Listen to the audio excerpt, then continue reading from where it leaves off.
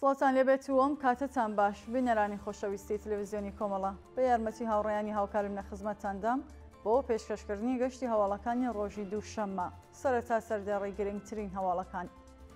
ناڕزایەتی خەڵکی شاری کامێران دژ بە چالاکی کانەکان، کۆبوونەوەی ناڕزایەتی خوازیارانی مەسکەنی ملی پارێزگای مرکزی، ناڕزایەتی خانشینکراوانی مخابرات لە شاری ئەهواز، ڕێپێوانی بنەماڵەی قوتابیانی شارۆچکەی پارسی جنوبی و گیانەدەستانی دوو کرێکار لە شارەکانی مەشهەد و تەورێز.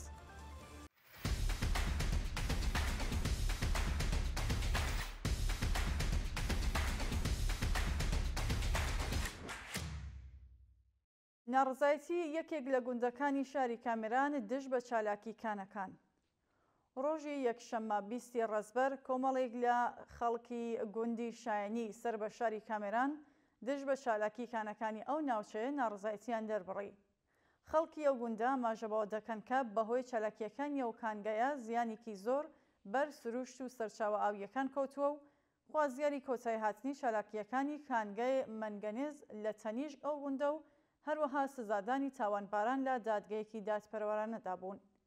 ناڕازیان جەخت لەسەر ئەوە ئەکەنەوەکە لە ئەگەری بەردەوامی چالاکیەکانی ئەو کانگایە بەردەوام ئەبن لە ناڕزایەتی دەربڕین. ئازادی بەندکراوێکی سیاسی کوردی خەڵکی شاری نەغەدا. ڕۆژی یەکشەممە 20 ڕەزبەری 1404 هەتاوی باپیرە بەرزە بەندکراوی سیاسی خەڵکی شاری نەغەدا پاش تێپەڕاندنی ماوەی بەندکرانەکەی لە زیندانی ئەو شارە ئازاد کرا. ناوبراو ڕێکەوتی یەکی سەرماوەزی 1401 هەتاوی لەلایەن هێزەکانی ئێدارەی سڵاتەوە دەست بەسەر و ڕەوانەیە گرتوخانەکانی ئەو ناوەندەکرا و پاشان ڕێکەوتی ششی ڕێبەندانی هەمان ساڵ بەدانانی بارمتە تا کاتی بەڕێوەچوونی دادگای ڕژیم لەسەر ئەو تۆمەتانەی خراونەتە پاڵی بە شێوازێکی کاتی ئازاد کرا. ئەو هاوڵاتیە دواتر لەلایەن لەقی یەکی دادگای انقلابی مەهاباد بە تۆمەتی هەوڵدان بۆ تێکدانی ئەمنیەتی وڵات لە ڕێگەی بەشداری و ئەنجامەتی لە یەکێک لە حزبە کوردیەکان حکمی 3 ساڵ بەندکرانی بەسەردا سەپێنرا و ڕێکەوتی 23 بەفرامباری 1402 هەتاوی بە مەبەستی تێپەڕاندنی ماوەی بەندکرانەکەی ڕەوانەی زیندانی شاری نەغەدە کرا. کۆبوونەوەی ناڕزایەتی خوازیارانی مەسکەنی ملی پارێزگای مرکزی. ڕۆژی یەکشەممە 20 ڕەزبەر کۆمەڵێک لە خوازیارانی مەسکەنی ملی بابایی خەڵکی شاری مۆهاجران سەر بە پارێزگای مرکزی دژ بە ڕادەزنەکرانی خانووەکانیان لە بەردەم و سەنداریە و پارێزگایە کۆبوونەوە. بەشداربوانی کۆبوونەوەکە بە وتنەوەی دروشم دژ بە گەندەڵی بەرپرسانی ئەو پرۆژەیە و بە هەڵگرتنی پلاکارد دژ بە وەدینەهاتنی بەڵێنەکانی بەرپرسان ناڕزایەتیان دەربڕی و خۆزیاری ڕادەستکردنی خانووەکانیان وەڵامدانەوەی بەرپرسانی پرۆژەی مەسکەنی ملی بابایی بە دووەداچوونەوەی ناوەندە قەزاییەکانی ڕژیمی کۆماری ئیسلامی لەسەر کێشەی خەڵک بە شێوازێکی دادپەروەرانە و هەروەها وەدیهاتنی بەڵێنەکانی بەرپرسانی پەیوەندیدار بوون. کۆبوونەوەی ناڕزایەتی خانشینکراوانی تەمینی نیشتیماعی لە شاری ڕەشت. ڕۆژی یەکشەممە 20 ڕەزبەر کۆمەڵێک لە خانشینکراوانی تەمینی نیشتیماعی لە شاری ڕەشت سەر بە پارێزگای گیلان دژ بە بایەخنەدانی بەرپرسانی ڕژیم بە جاخوازیەکانی خانشینکراوان کۆبوونەوە. بەشداربوانی کۆبوونەوەکە بە وتنەوەی دروشم دژ بە ناکارەمەی بەرپرسانی ڕژیم و هەروەها هەڵگرتنی پلاکارد خوازیاری بەرزکردنەوەی ئاستی هەغدەست بە پێ ڕێژەی هەڵاوسان دابینکردنی بیمەی دەرمانی کارامە کۆتایی هاتنی گوشاری ناوەندە ئەمنیەکانی ڕژیمی کۆماری ئیسلامی بۆ سەر خانشینکراوانی ناڕازی پێدانی هەغدەست و مەزایە دواخراوەکانی و هەروەها بایەخدانی ڕژیمی کۆماری ئیسلامی بە داخوازیەکانی خانشینکراوانی تەمینی نیشتیماعی بوون. شایانی باسە کۆبوونەوەی خانشینکراوانی ئەو شارە لەلایەن هێزە سەرکوزگەرەکانی ڕژیمەوە هێرشکرایە سەری لە ئەنجامدا هێزەکانی ڕژیم دەستیان بەسەر هەندێک لە کەلوپەلی هاوڵاتیان دەگرت و خانشینکراوێکیان دەست بەسەر و پاش 3 کاتژمێر لێپرسینەوە لەلایەن ئەو هێزانەوە ئازاد کرا. بەردەوامی ناڕزایەتی خوێندکارانی زانکۆی خواجە نەسیر لە شاری تاران. شەوی ڕابردوو کۆمەڵێک لە خوێندکارانی زانکۆی خواجە نەسیر لە شاری تاران بۆ 5مین ڕۆژی بەردەوام دژ بە خراپی دۆخی یابووری خوێندکاران ناڕزایەتیان دەربڕی.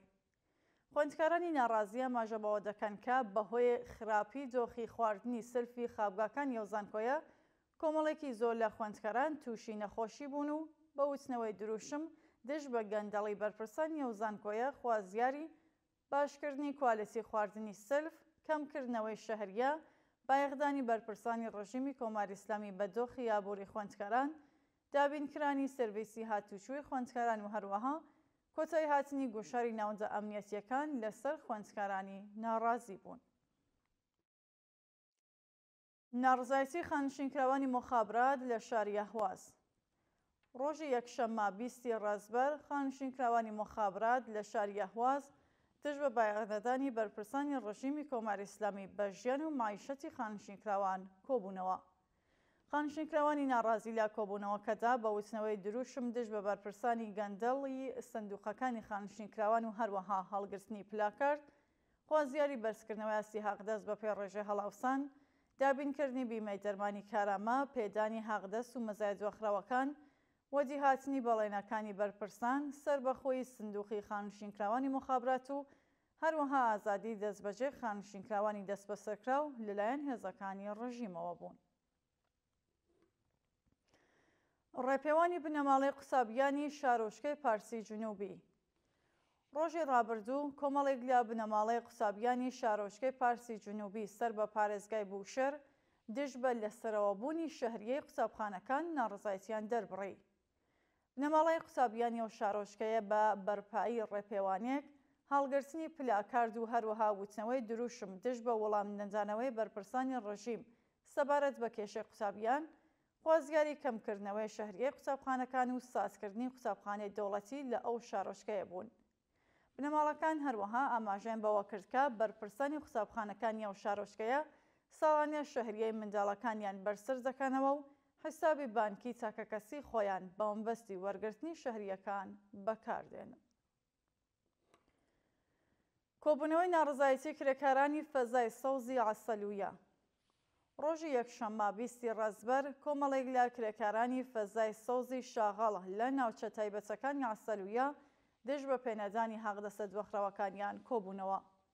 کرێکارانی ناڕازیان ماژەبەوە دەکەن کە بۆ ماوەی چەند مانگە لەلایەن ئەو شرکەتانەوە حەقدەستیان پێنەدراوە و ئێستا لە دۆخێکی زۆر خراپی ئابووریدا دەژین. ناڕازیان لە بەردەوامی کۆبوونەوەکەدا خوازیاری بەرزکردنەوەی ئاستی حەقدەست بە پێی ڕێژەی هەڵاوسان، دابینکردنی بیمەی دەرمانی کارامە، بایەخدانی بەرپرسان بە دۆخی ژیان و معیشەتی کرێکاران و پێدانی حەقدەست و مەزایە دواخراوەکانیان بوون. گیانەدەستانی دوو کرێکار لە شارەکانی مەشهەد و تەورێز. لە ڕۆژانی ڕابردوودا دوو کرێکار لە شارەکانی مەشهەد و تەورێز بەهۆی نەبوونی منی شوێنی کارە تووشی ڕووزاوی کار بوون و گیانیان لەدەستا. بەپێی راپۆرتەکان کرێکارێکی تەمەن 40 ساڵە لە شاری مەشهەد لە کاتی هەڵکەندنی بیری ئاو تووشی گازگرتووی بووە و بەهۆیەوە گیانی لەدەستەوە. هەروەها کرێکارێکی دیکەی بیناسازی لە شاری مەشهەد لە کاتی نوێژەنکردنەوەی بەشێک لە وێستگەی مترۆی ئەو شارە تووشی ڕووزاوی کار بووە و گیانی لەدەستاوە.